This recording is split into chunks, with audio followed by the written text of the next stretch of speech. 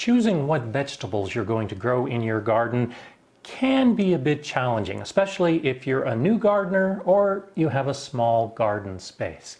For me, it's not that difficult because I know that there are some that will find their way into my garden. Join me today as I share with you 10 vegetables that I always grow.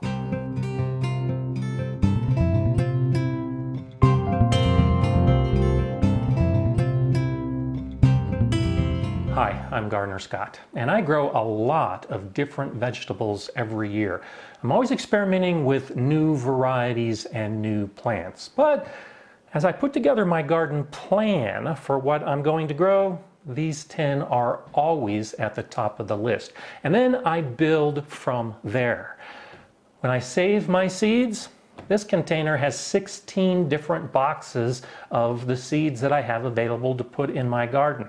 I don't necessarily grow all 16 of these every year, and I have lots of other containers with lots of other seeds, but I don't necessarily grow them every year either.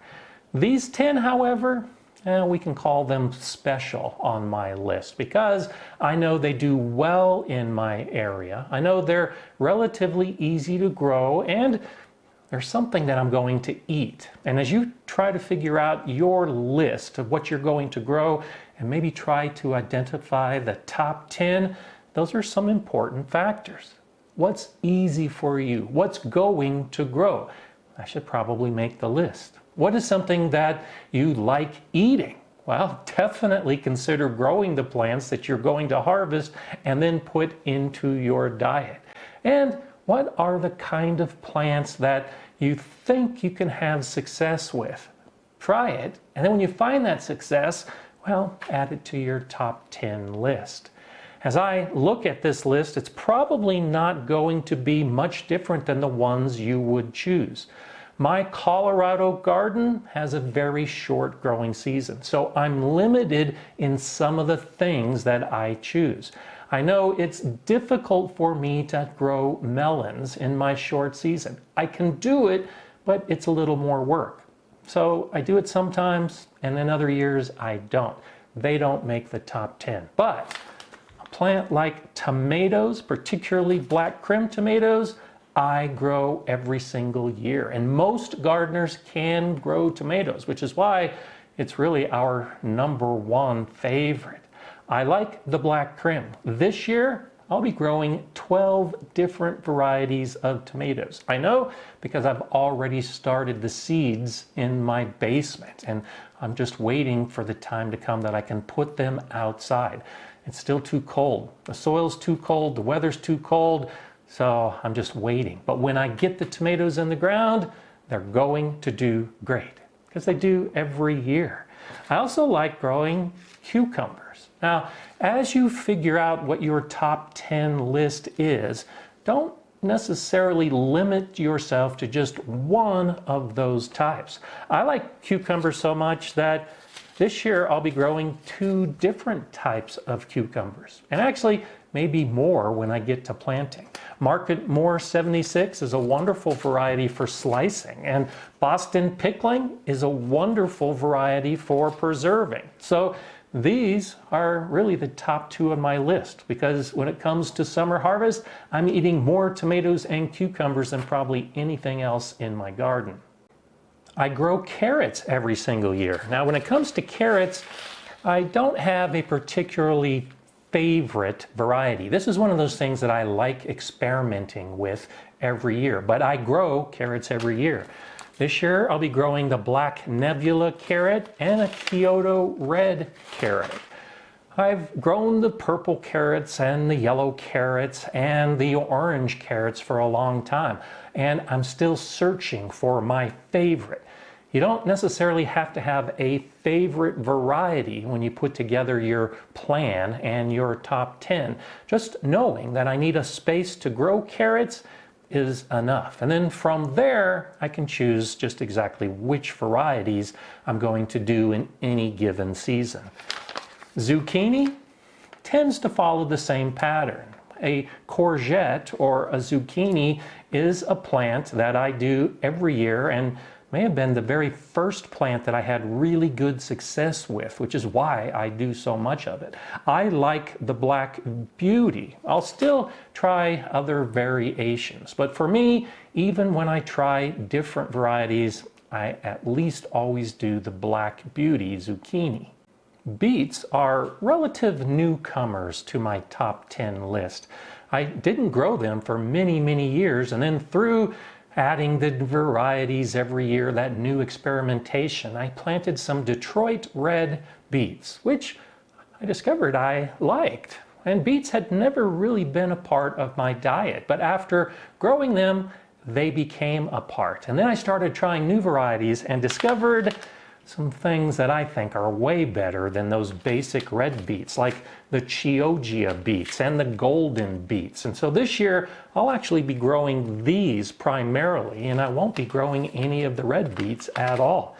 I also like growing peas. Now, I favor the sugar snap peas or the Oregon snow peas. Those are my favorite. And it's one of those vegetables that you just eat fresh from the garden, and there's nothing that matches that flavor. I love bringing my granddaughters to the garden, and because they seek out those fresh pea pods and they'll eat them like candy as we're walking through the garden. There are few things better than finding something you like, eating it fresh, but especially getting the chance to share it with your family and find out that they like it too. Spinach, like this Bloomsdale long-standing variety, has been a part of my gardening for as many years as I can remember. This is one of those plants when I was first gardening that I realized I was buying a lot of spinach at the store. Spinach for salads, spinach to saute fresh, and it just made sense for me to start growing my own spinach. So I do every year. Pumpkins, also one of the plants that I had the first noticeable success with. Now these are New England sugar pie pumpkins, and I love growing these because I discovered about 4 or 5 years ago that I could grow my own pumpkins, make my own pumpkin pie and pumpkin bread and pumpkin cookies, and it just tasted so much better than what could be bought at the store. So that's what I do. I also grow jack-o'-lantern variety of pumpkins so that my granddaughters can come to the garden and pick out the pumpkin that they're going to carve for Halloween. So your list may not only be the type of vegetables that are in your diet, but it may be a kind of vegetable that gives you something to do as a family, like carving the jack-o'-lantern pumpkins. Peppers, of course, I gotta grow peppers. Now, in my region, hot peppers do better than sweet peppers. Just down the road in Pueblo, Colorado, are world-famous Pueblo chilies. Our dry, hot summers are perfect for growing these type of plants, like this jalapeno. And I also love growing cayenne peppers. I don't have as much success with the sweet peppers, so I really don't grow sweet peppers every year.